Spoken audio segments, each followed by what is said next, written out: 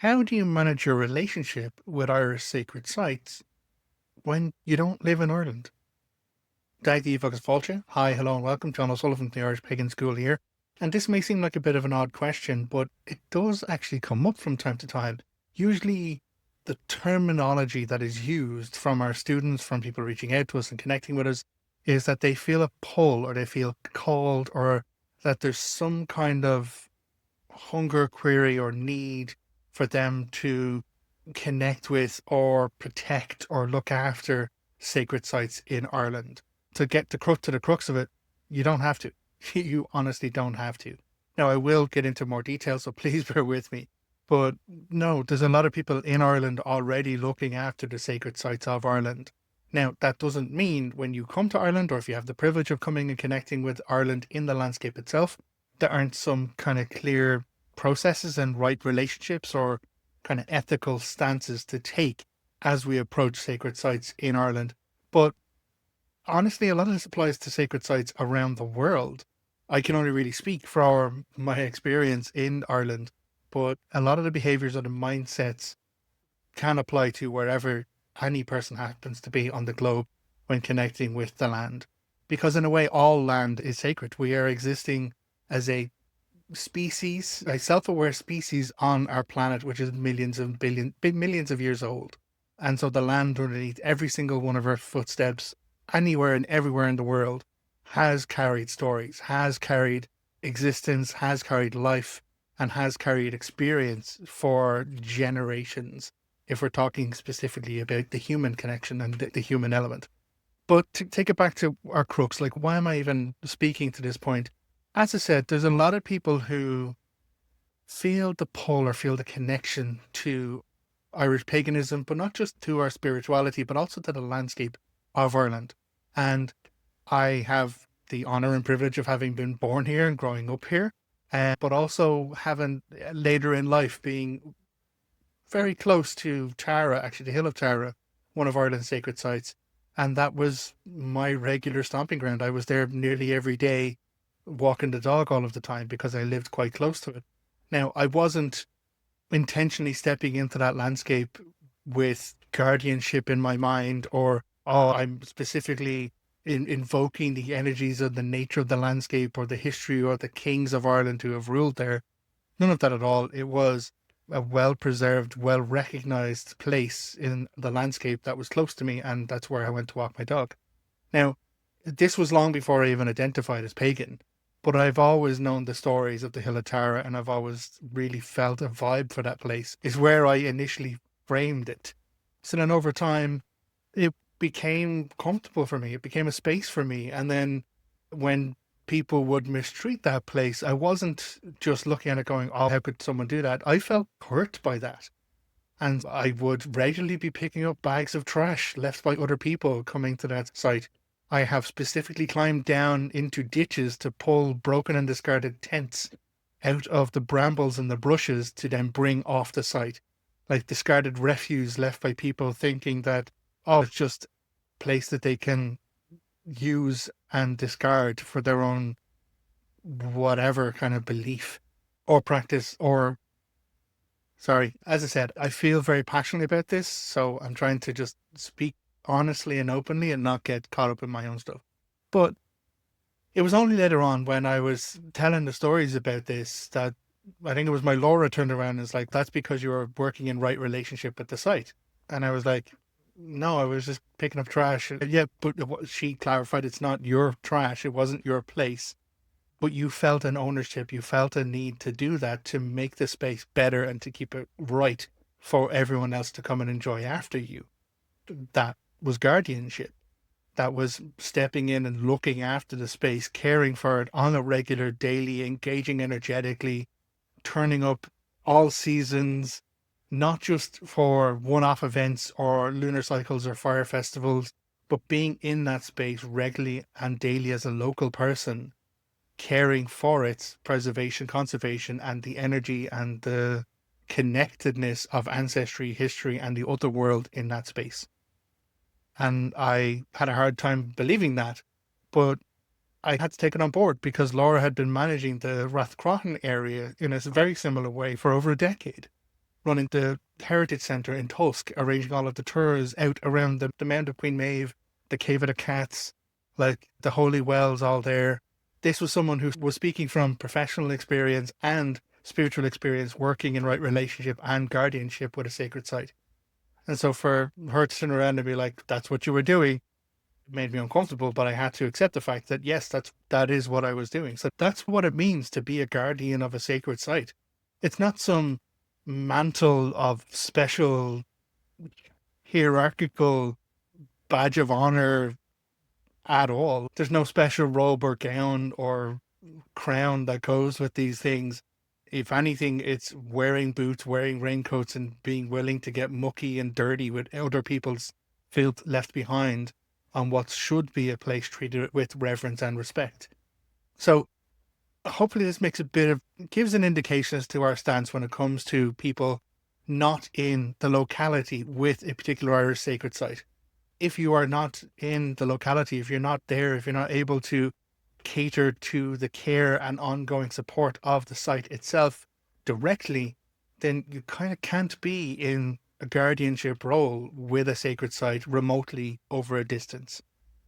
But that doesn't mean you can't have a right relationship with the energy of the site, with the culture of the site, and with those who are guardians of these places. And so for someone who isn't in Ireland, but does still feel that call or that need or that pull to in some way support the care of sacred sites in Ireland, a particularly sacred site or any sacred site, the focus is less on how do I because this is the other side of it as well. If you're outside and you're trying to reach in and claim, and that's kind of in a way a negative aspect on it. It's not that anyone would be approaching this from a negative point of view, but there are individuals, let's be fair, in all communities, pagan or otherwise, who feel an entitlement, want to claim, to define themselves by, who get an ego trip out of, oh, well, I am of this person, this lineage, this thing, bound to this sacred site by, okay, there's negative ways to go about this behavior. So putting that aside, for those who are not approaching it from a place of entitlement, who actually want to care for the conservation of these areas, how does one do that? How can one remotely and energetically invest and connect in a place that they're not near or not in? First thing, again, to go back to that point, you don't have to. But if you are wanting to, then the best approach would be to find out who the local person is in that area, or support the bodies, the government bodies that do care for conservation. We have the Office of Public Works here, the OPW, who are a heritage body, and they own, and in some cases they own the lands. In a lot of cases, they actually own the operation and care for a lot of these sites, these heritage sites. And a way to develop a remote relationship with every sacred site in Ireland would be to donate to places like the OPW, donate to local centres, find out who, if you happen to be travelling in the island, find out who's the local person, what's the local heritage centre, and go there, visit there, support the publishing books that they have out. You can, I think there's a number of different works on Rathcrohan that are published by individuals who have been the caretakers of those sites. There was a guy up on the Hill of Tara, a guy by the name of Michael, I can't remember his surname, bless him. He ran a bookshop up there, and he wrote one of the definitive guides on the Hill of Tara. And so there are ways to support the work of the people doing the work in that area. But you kind of don't have to. So the other side of it is, and this is a slight shift in focus and perspective, and this goes back to that, where is sacred land? From a certain point of view, sacred land is everywhere. And sometimes when we feel a distant call to a distant land or a distant practice, be it an ancestral call or a cultural call or whatever it is that's connecting us to practicing Irish paganism, it can feel that if you aren't in Ireland or aren't able to get to Ireland, then you're not doing it right, or you never will do it right. I'd like to reassure you and say that is wrong. That is absolutely wrong, because you don't have to be in Ireland to follow an Irish pagan path. You don't have to have Irish ancestry to follow an Irish pagan path. You don't have to have Irish DNA. You don't have anything at all.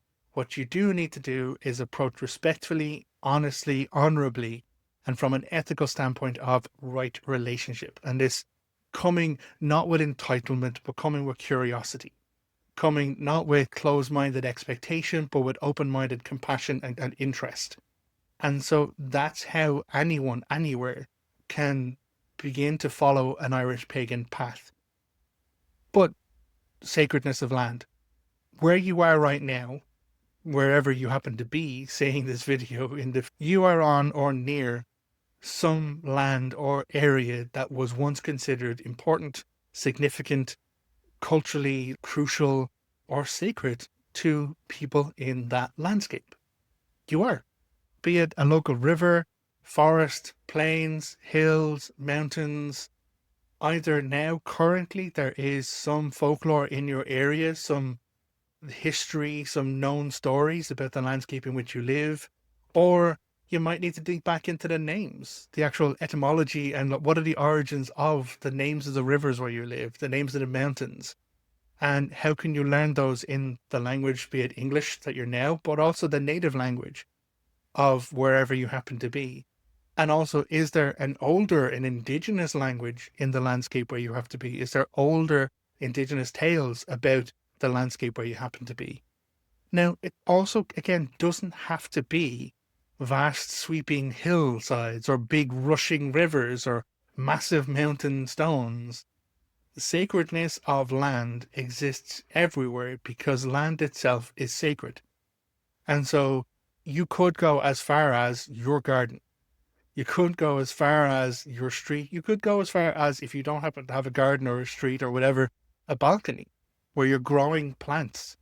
This, because all life is in a way sacred, and all of the land that life comes from and that life, even human life, is sustained from, is sacred. Because without that connection, without that bond, without that reciprocity of we invest in the land and the land gives to us, without being in right relationship with that, we don't exist as a species. And we've been doing irrevocable harm to this globe, which, as far as we know, is the only inhabited place with conscious sentient life in the galaxy or in the universe, as far as we know. And we're doing irrevocable harm to it because we're not collectively functioning in this honest, honorable, reciprocal relationship with the very land that sustains us. I'm getting a little bit preachy, so I apologize for that, but it's the truth of how I feel. So I'm not going to hide that away. But to consider where sacredness is for you, you don't have to build a long-term, invested, distant relationship with the Newgrange Passage Tomb in Ireland, or the Hill of Tara, the stones of Maeve's Cairn. It's good to know of those places, to be aware and to respect of those places, but sacredness exists right outside your door, wherever you happen to be. And by treating the land in which you happen to be now as sacred, by approaching it with that open curiosity, you don't have to adapt or adopt or change your spiritual beliefs to accommodate for that relationship. You can just learn about where you happen to be. Now, of course, there are some indigenous practices or some closed practices where you may not be able to access all of the information because that is part of a closed cultural practice, and respect where that is, that's fine. But asking the question of, does the river have a different name, or where does that come from? What are the stories of the landscape in which I move through every day, can really help us live a daily spiritual existence. I will loop back to one last thing that, as I said, it's a personal kind of beef for me. It's when people come to the island of Ireland, if they get the opportunity to, and not everyone does, but some people come with a certain level of entitlement and expectation, and that can lead to damage and harm. Now, I have personally witnessed the aftermaths of that, be it toppling of stones on the mound, the cairn of Queen Maeve, because people were like, oh, I'll just take a stone home with me because I was called to do that. You're literally removing a stone from a grave site, an ancient heritage site that's recognized. There was also a heavy lump hammer taken to a stone erected on the Hill of Tara because someone wanted to take a chunk of that away for themselves. And it's anything from those horrible obscenities, but also down to, I'm just going to take this stone from this river because I feel called to it. Okay, but how many million people visit Ireland, and what if every single person felt called to take a stone? Suddenly that's 4 million stones. do we even have a cairn to Queen Maeve anymore? Because everyone wants, oh, I'll just take my little stone. Now, the other side of it is, oh, I want to give. I'm going to bring the stone from wherever you happen to be in the world, and I'm going to place it into the cairn of Queen Maeve. I'm not taking from it, but I'm giving to, and thinking that's okay as well, even though you're introducing an entirely different rock into what is an archaeologically significant site, which undergoes regular archaeological studies. So you're almost corrupting and changing the history by putting in something that should never have been there. So how do you navigate that? And this is the crux of the question. How does one function in right relationship with sacred sites when they're not living next to those sacred sites? And it's to approach it from a point of view, neighborly reverence and respect, not entitlement. It's not coming with a tourist mind of, oh, look, great, cool, blah, blah, blah. I get to break rules, or I get to just do what I want on my holidays. It's coming with the fact that the stones that you are walking on or near have existed in that space for thousands of years. The stones, the stories, the landscape is thousands of years worth of recognized, repeated story and memory and culture, all held within the beliefs of the people in that area. So you're not just taking a little stone, or you're stepping into what is a multi-layered expression of culture on the very landscape itself. And so I've actually witnessed it with Lora when we would go to various sacred sites and driving around. I'd be like, oh, cool, there it is, park the car, we're going to need to go in by the field, here's the tracks. And then Lora, at some point, many times, has had to stop and go, I can't go in this way. And I'd be like, it's right there, there's a trackway. And she's energetically, to approach this from a conscientious right relationship, I need to follow where the pathway will take me, or follow the energy of the space, the culture, the history. And there are many times where we would end up walking all over the fields to find what was the safe or appropriate or correct entranceway into what is a sacred place. I know I've covered a lot of different points here. To bring it back to that question, how does one connect, or does one function as a guardian of a sacred site if they don't live near the sacred site? Short answer is no, you don't have to, and you shouldn't. Leave the guardianship to the people who are there to regularly turn up and connect the guardian. But that doesn't mean you can't support the work and the efforts and the energies of those individuals with what you do and what you share and what you kind of invest in. But then also don't neglect the fact that you yourself, wherever you happen to be, exist in a sacred relationship with the land where you are right now. And that land is itself also sacred. And so treat it as such, respect it as such. Get outside your areas, find wherever, somewhere. And again, a lot of these things tend to be less urban, maybe more rural, but even if you are in an urban area, sacredness can still exist. There are going to be spaces in that landscape that have collected the memory, the energy, the culture, the ethnicity, the expression, the history of humanity. And so that too makes it sacred. So you don't have to go to an ancient tree 5 miles down the road, out over a mountain into a bog. You can, absolutely. It might be just, I'm going to go to my local park. I'm going to be there for that care. Or I'm going to go to this quiet spot, this little cafe area, this small niche area, or this main street where all of the energy flows up and down. And I'm going to immerse myself in the flow of humanity across that for generations. And there are many ways to look at this and to approach this if we are approaching it from an openness, curious, compassionate, respectful sense of exploration. So hopefully this has been useful for you and hasn't just been John rambling and ranting for a while. As I said, it is a question that we get. People are like, well, how do I function as a guardian to a sacred site? I'm pulled to this place in Ireland, but I don't live there. How can I, again, acknowledge the sacred where you are and support the people who are actually doing the work there, because you don't really need to step into or step on a title of guardianship or role if you are not physically able to do the work on that spot. And at the risk of repeating myself all over again, I'm probably going to have to leave that there as an answered question. But I do have additional resources for you. I'm not going to leave you without some homework to do. So if you would like to know more about how does one approach this ancestry, this connectedness, this delving down, this deeper? We have a resource. You go to irishpagan.school/roots. And Reverence, it's a free download. You sign up and it talks all about this kind of stuff. It's understanding ancestry, understanding this connectedness that we have to site, and then trying to take that one step further and say, okay, if I acknowledge the sacredness of me and my ancestry and my place, then where can I look around myself and see the sacred in every day? With that, I will say Gaurav Mila Mahaga, thank you very much for listening to me here. And as ever, look after yourself, take care, and slán. Goodbye.